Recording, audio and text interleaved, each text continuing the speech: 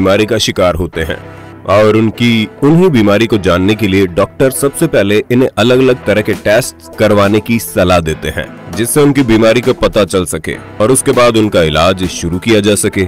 उन्हीं टेस्ट में से एक होता है MRI स्कैन।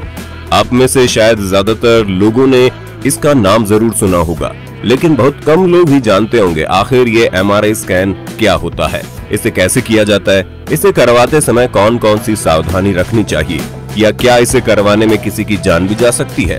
तो अगर आपके मन में भी ये सवाल आ रहे हैं तो वीडियो को बिना स्किप किए एंड तक जरूर देखना, क्योंकि हमारा आज का ये वीडियो इंटरेस्टिंग होने के साथ साथ काफी नॉलेजेबल भी होने वाला है। तो चलिए और देर न करते हुए वीडियो को स्टार्ट करते हैं। सबसे पहले ये जानते हैं कि MRI स्कैन आखिर होता क्या है।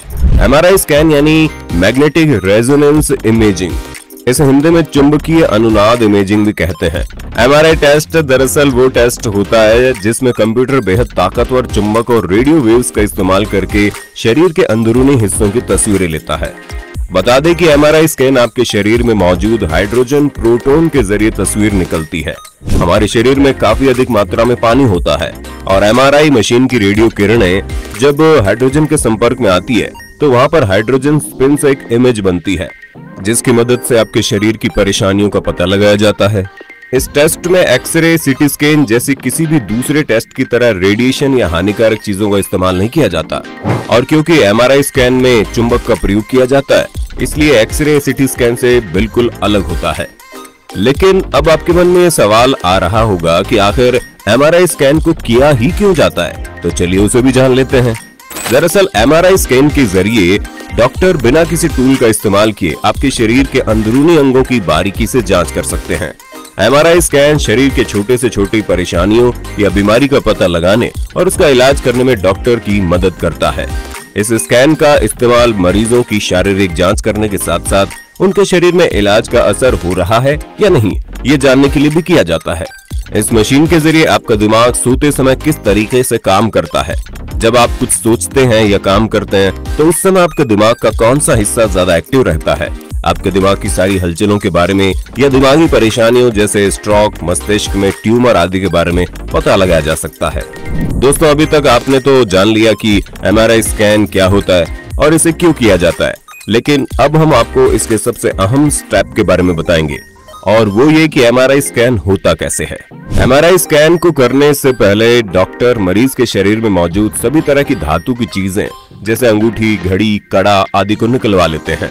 इसके अलावा मरीज के सारे कपड़ों को निकलवा कर उन्हें सफेद या नीले रंग का कपड़ा पहनने के लिए कहा जाता है। ये सब होने के बाद मरीज को MRI मशीन के बेड पर लिटा दिया जाता है और उसको मशीन के अंदर भेजा जाता है। फिर मशीन में उपस्थित चुंबकीय और रेडियो वेव्स के जरिए उसे स्कैन किया जाता है और कंप्यूटर की सहायता से मरीज के शरीर के अंदरूनी अंगों का फोटो ले लिया जाता है।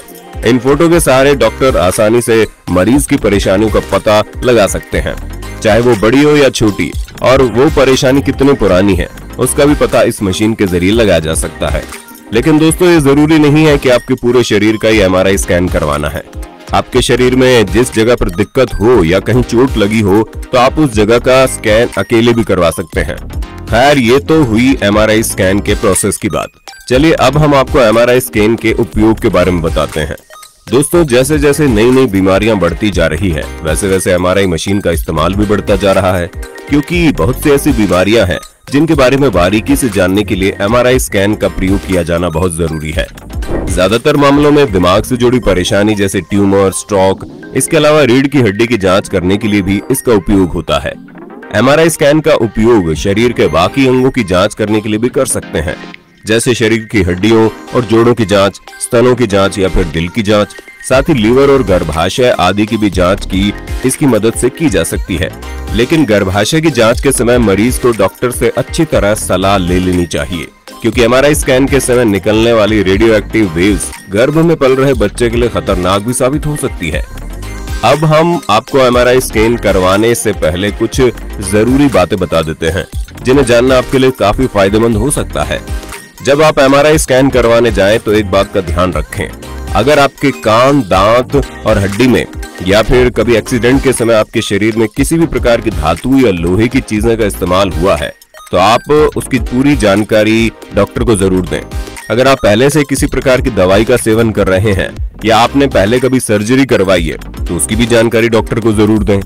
सबसे जरूरी बात, MRI मशीन जिस कमरे में होती है वहां धातु की चीजों को ले जाने की मनाही होती है, क्योंकि MRI मशीन की चुंबकीय क्षमता बहुत ज्यादा होती है और वो धातु की चीजों को अपनी ओर खींच सकता है, जिससे MRI जांच करने में बड़ी दिक्कत आ सकती है। चलिए अब आते हैं इस जरूरी सवाल पर जिसका जवाब ज्यादातर लोग जानना चाहते होंगे कि आखिर MRI स्कैन करवाने में खर्च कितना आता है। ऐसे में इसका सही खर्च तो आपको हॉस्पिटल में जाकर ही पता चलेगा। हालांकि सरकारी हॉस्पिटल्स में MRI जांच बाकी प्राइवेट हॉस्पिटल से कम खर्चे में हो जाती है और ये इस पर भी निर्भर करता है कि आप शरीर के एक हिस्से का MRI करवा रहे हैं या पूरे शरीर का। लेकिन फिर भी अगर एक एवरेज अमाउंट की बात करें तो ये खर्चा तकरीबन 5,000 से लेकर 25,000 तक आ सकता है।